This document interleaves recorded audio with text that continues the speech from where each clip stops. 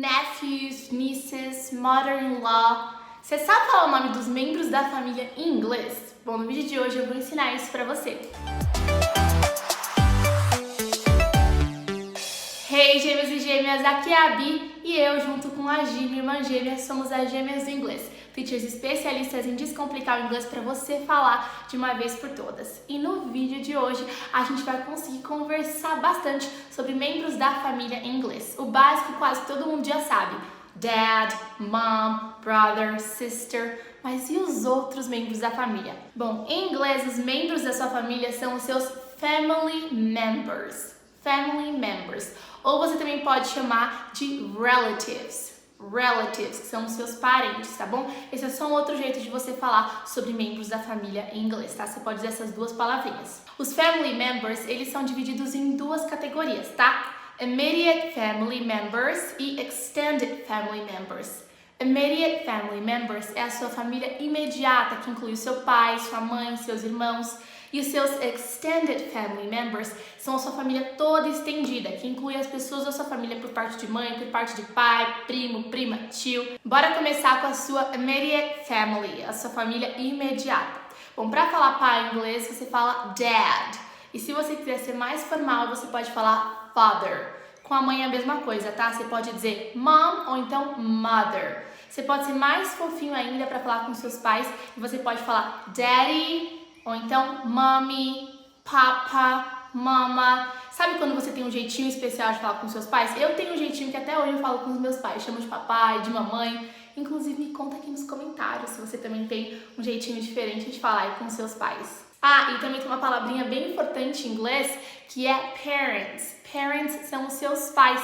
Quando eu falo I love my parents, eu tô falando que eu amo os meus pais. Enquanto que relatives, como eu já falei, são parentes, tá? Os casais casados em inglês, eles são married couple. E a palavra marido em inglês é husband e esposa é wife. E uma palavra neutra que você pode usar para falar tanto do marido quanto da esposa é spouse. Spouse, que em inglês significa cônjuge, tá? Bom, agora bora falar um pouquinho sobre filhos em inglês. Uma palavra que a gente usa para se referir a filhos em geral é children.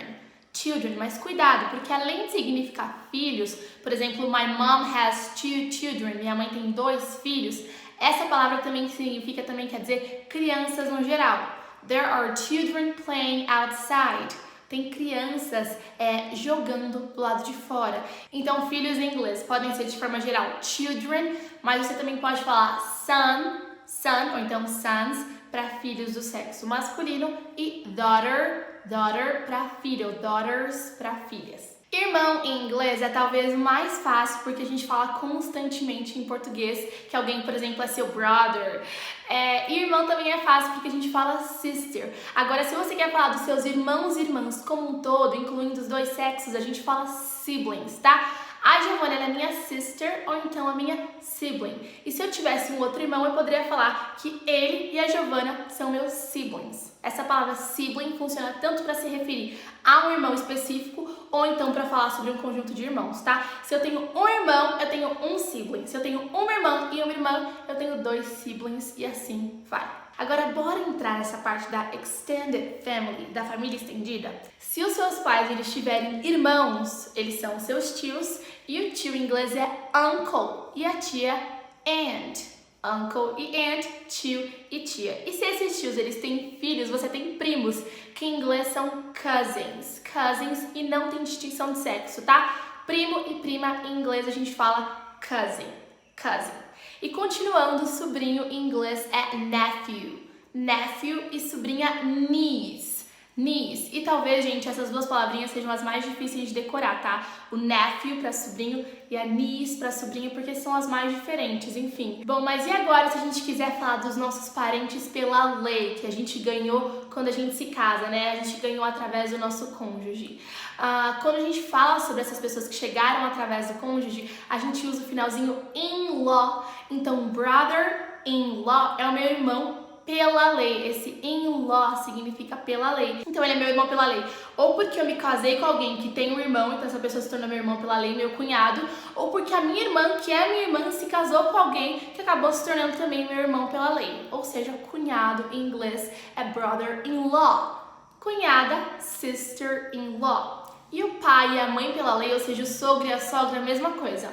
Mother-in-law, a minha mãe que eu ganhei pela lei, e father-in-law, o meu pai que eu ganhei pela lei. E claro, se a minha sogra para mim é minha mother-in-law, para ela eu sou a daughter-in-law, a filha pela lei que ela ganhou, tá? Eu sou ali a nora dela. Ou então, se no caso a gente estiver falando de um homem, um son-in-law, que é um genro, tá bom? E agora que tal a gente falar um pouquinho dos seus avós? Eu amo minha vovó do inglês, a Esther. A avó em inglês é grandfather, mas você também pode falar grandpa, granddad, enfim, você pode fazer variações. E a avó é grandmother ou então grandma. Grandma, eu gosto bastante de falar grandma, eu acho mais fofinha, uma abreviaçãozinha. Então você percebe que para falar dos avós, a gente usou a palavra mother e a palavra father e colocou na frente a palavrinha grand. Para falar dos bisavós, dos tataravós e assim por diante, a gente vai ainda na frente de tudo isso acrescentar a palavrinha great. Por exemplo, great grandfather é meu bisavô e great grandmother a minha bisavó. Se eu quisesse subir e falar da minha tataravó, great great grandmother, meu tataravô, great great grandfather e por aí vai. Então, à medida que eu vou subindo ali, indo mais para trás dos meus ancestrais, mais eu vou acrescentando o great. Father, grandfather, grandmother, great grandfather, great grandmother, great great grandfather, great great grandmother, great great great grandfather, great great great grandmother e por aí vai. Então assim você consegue ir subindo aí as gerações da sua família. Agora, e pra gente falar, né, pros vovós e pras vovós que assistem a gente, que tem netinhos e que querem falar pros netinhos, a gente chama de grandchildren, que são os netos e netas, tá? A gente usa pros dois sexos. Pra você falar bisneto e tataraneto, é a mesma regrinha, só você ir colocando o great na frente, tá? Então, great grandchildren, great great grandchildren e por aí vai, você vai subindo gerações, descendo no caso gerações, né?